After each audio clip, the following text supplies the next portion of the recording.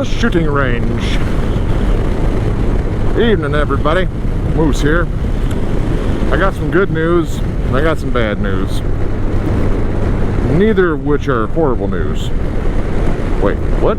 Yeah, I don't know. Something. So, I did my air filter on my bike this weekend. I'm sorry, the bad news is I didn't really film it because it was my first time ever doing it. The good news is, not nearly as hard as everybody made it out to be. I was expecting it to be really difficult. Next time I do it, which will be, next year, obviously, because it'll be about another 15,000 miles, 16,000. I will definitely film it then, because now I have a better idea of what's going on with it and how to do it, so it won't be so bad to film. I really thought to myself, man, filming this right now it's going to be a pain in the ass, because one, I don't really know for sure. I've never done one before, so I don't have a... And that windshield is filthy. Sorry for the wind. We're going to leave the windshield down. Really filthy, really filthy. But I didn't want to try to film something that I had no idea how to do, or never done. There's plenty of videos showing you how to get it stripped down to the point where you got the cowl off and the fenders. Cruise Man did some really nice videos on those. I watched those the first time ever when I took the bike apart that one time. His free videos, I think he was installing something. But he removed the fenders and the cowl. I used that the very first time I tore the bike apart. This time, I didn't use any videos taking it apart. I just did it myself. Nothing against his videos. They're very good. Excellent videography. Great walkthrough instructions. I'm sure his maintenance videos are awesome too, as well as that Fred gentleman's videos. I haven't bought any of those. I'm not saying I wouldn't, because I think there's a good place for those. I know I said in one video I don't think you should pay for videos, but I also understand that there's some, they're doing a specialized thing that nobody else has done, so why not, maybe give them something for it if they're trying to make a living off that. So in that retrospect, I understand. But anyways, it brings me back to this right side fender removal and the cowl. When you get the right fender off, there's a fan system on each side of this bike. If you watch his videos, I'll have to link the video where you took it apart. I think I got it saved somewhere as a favorite. But he basically tells you that you got to remove the fan assembly and everything to get the cowl off. You don't have to. There's, I think, 5 or 6 bolts you can take off. The fan shroud stays, the fan stays. You got to do the one cable to the door down here. But other than that, the cowl lifts right out of there, so you do not need to remove that fan shroud. I don't know if that's just an older video and he's changed it in his full-on video. Very well might have, but you don't have to. You can lift the cowl out without doing that. So I did it that way. I left the fan shroud and everything on the bike this time instead of taking it off, because I looked at it last time. I was like, why am I removing this thing? If I take these bolts out, I think I could lift the cowl off, and it worked just fine. You got to be careful snaking it through there, but it does work. Whew, warm in here. Crack this for a minute. Woo. Anyways, so I opened up. I do have a little snippet video of some pointers I can give you when you get to the glove box. And if anybody has any questions they need to, I can probably walk them through if they have some photos of what they got to do. It's not an easy job. I'm not going to say it's an easy job, but if you are mechanically inclined, you don't need to be a genius to get this thing apart. You just got to watch what you're doing. Be careful. There's 4 bolts holding the air box, the glove box. The glove box is held down by 4 bolts. And there's certain steps you have to do to take those. There's a computer on each side. Here, I'll roll the video of what I have and kind of explain that a little bit. I'll get back to you. All right, folks. Doing the air filter on this bike. I'm glad I did it. In the process, the lid comes off real easy. This thing's not as hard as everybody says to get apart. It's not easy, but it is difficult. But being parked near the garage last year, I got a mouse nest in there. So I'm glad I took it apart, because I'm getting ready to go on a big trip here soon. That would have been a disaster. Disaster waiting to happen. To get this off, basically, it's a lot of work. All these little ties have to come off the bottom of this glove box bracket. This bracket's held in by 4 bolts. Multiple plastic clips for the sides over here have to come apart, and you pull those out and you get the glove box off. You don't have this wire most likely, because I'm the one that ran this through my phone. So that's why I still have the glove box on the bike. There's numerous wires that have to be undone. 2 computer heads have to be done. This thing has to be not undone, but taken away from the glove box. Some wire looms have to be taken off. And then you get to the glove box, which have 6 screws holding the lid on. Hopefully yours don't have a mouse nest in it. But I mean, I would have done a video on how to change it, but I've never done one before. And I got a job I have to do a week, so I don't have time to sit here and video things this long for this relay, but it's a process. If you're going to take it apart, it's going to take a little time. You got to take a little time to get all the wire looms off it, and so you can lift the glove box off. And I also removed the gas filler neck attachment here off the back, so I have more room. I removed everything. This whole bike's tore apart, but that's what it takes.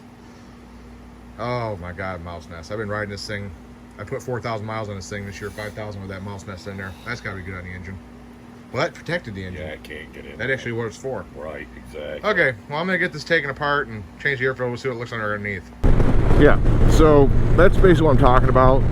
You don't really have to remove those 2 plastic inners up by the speakers I was talking about, if you can get in there and get the wire looms off the bottom of the glove box bracket. But I found when I did it, it was easier just to remove, I think, the 4 or 5 clips, the 1 screw, and just take them out of the way, because then you can get in there with a pair of pliers, undo those clips. Because basically the clips I'm speaking about in the video are the wires that are hooked to the bottom, wires and cables that are hooked to the bottom of the glove box assembly bracket.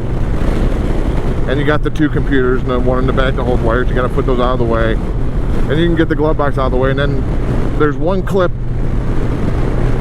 from the airbox on that hose that's open, which allowed that mouse nest to get into. This mouse nest, holy hell. So that hose is open. They must have got in there during the winter. So I mean, I don't even know how my bike was breathing at that point, but it was. It's a lot more powerful now though, I'll give it that. So it was definitely cutting down some air, which I'm glad I got rid of before I went on my trip. Holy moly. But yeah, then you got the, I think the screws to hold the airbox down. You pull it out of the way, pull the air filter up, put the new one in, and reverse the order. Be mindful. I got lucky. I didn't lose any clips or anything this time. I did find the 1 clip I lost last time I put it together. I had replaced that with a show chrome clip, and it fell out when I took the when I removed the cowl. That little clip that I lost last time, because it bike eats clips, like they say on that Traction Dynamics. It does eat clips, and that clip fell out, so I found that clip. So I have the original clip back now. I didn't put it back. I had to replace it with show chrome a while back. But that hose that goes to the airbox has 1. I just went for a clutch. Oh, I just went for the shifter too. Anyways, yeah, so that hose that goes to the airbox, there's 1 plastic clip up on that holding that in place. Once you get everything apart, it just lifts out of there and you put it back out and you put it back in. Like I said, it's not an impossible job. I didn't need a video to do it personally. Just gotta take some time, look for things. There's screws and bolts on this bike, a lot of clips. If you're pulling on something, it feels like something's resisting you, take a minute, get a flashlight, take a look, really look careful. You're probably gonna find a screw hidden somewhere or a plastic clip someplace. And then, you know, you can pull it apart. But there's videos out there on how to get the cowl off and the fenders, and I'll do one next time on the airbox if people want to next year. I know how to do it now, so I have a little better understanding of it. And I can do a little bit of walkthrough on a free video for people if they're interested. I don't think it's anything you really need a video for as far as the airbox assembly goes, unless there's some easier techniques that maybe they have in those videos that I didn't use. I'm sure I took a few more things apart than need be, but that's the case. That is what it is. It came together and I went back together. I think total hours, it took me 6 hours maybe to do the whole airbox assembly and put the whole bike back together. Not too bad. I also ran a new cable into my box that's a USB cable instead of an iPhone cable now. I'll have to go through the stuff I've added to this bike sometime. I've never done a video on that. I moved the camera system to the trunk. Now my GPS works, so that was causing the GPS system. I did hardwire, well, I didn't hardwire it into the bike. I got that fuse panel, show chrome, underneath the seat. I wired a wire up here, and I put one of those battery tender cables on the end of it, basically those little plugs like you have for trailers, lights and stuff. Or like you have in those charging blocks and stuff. I put one of those in here, and I ordered a bracket for the back of my Garmin for my trip, so I can installed a GPS on this little RAM mount I put on here a while back, and I gotta do a video on that too. I'll do a walk around video eventually of all the crap I've added to this bike and done to this bike and changed up. And I also linked in the cable so now I can turn my phone sideways. Did that too while I was in there. So a lot of stuff has been changed. GPS seems to be knowing where it's at now. It's got better signal. The camera system should still be working. It's in the trunk now. Easier for me to get to the memory card and stuff on. I had to do a little rerouting of wires. Make some grommets and different stuff like that, put it together. So I did all that, got it all done. And of course the worst part of the bike ever is putting the damn seat back on. I have never seen a seat that goes on so hard in my life as the one in this Honda. Where previous Honda generations I hard to get the seat on and off of, my goodness. Come on, Honda, make a seat that comes on and off a little easier. This is ridiculous. But yeah, next time if anybody wants it, I'll try to do an actual better video of how to do it. I'll have a better understanding now how to make it happen, so I could actually probably do a video on it. Get some lighting or something. I can guarantee you when I do the tappets, I don't know if I'll do the tappets. I'm mechanically inclined, I'm not really much on valves. I might actually take it somewhere to have that done. I really don't know if I want to get inside the engine, start screwing with that stuff. I mean, I know engine work, but I don't really know if I want to turn my Honda apart down to the engine and take the valve covers off. We'll see. It's $25,000. That'll be next year. I'm thinking I'll probably just take it to a shop, but the oil and air filter and stuff, I'll do that myself. It wasn't that bad. But I would not recommend anybody who doesn't, at least mechanically inclined, and understands the mechanics of how things come apart and go together. If you don't understand that stuff, I'm not sure I would say go ahead and try it. I don't want you to break your motorcycle. I'm pretty confident in my abilities for the most part in a lot of these things, so I'm willing to try and do it. And I knew if it was really that bad and I couldn't figure my way out of it, I could always buy those videos from either Cruiseman or Fred, and you know, they'd have walked me through where I went wrong, but I didn't need it yet. And the valves, well, that's another time, another day. We'll see. I'll figure it out when I get to that point, but I doubt I'll be doing it myself. I'm almost to work. It's Monday, 23rd of August. Hot, hot, hot. Oh man, is it hot. Well, it's not that bad, 83 degrees, but it feels warmer than that. 14,359 miles on the bike, and we're on our way to scooting to work. I think I'm about taking tomorrow off and going with the family, sister, mother, and her boyfriend, fiance, and take a trip out well, down south over west, kind of South Haven area, maybe get some ice cream.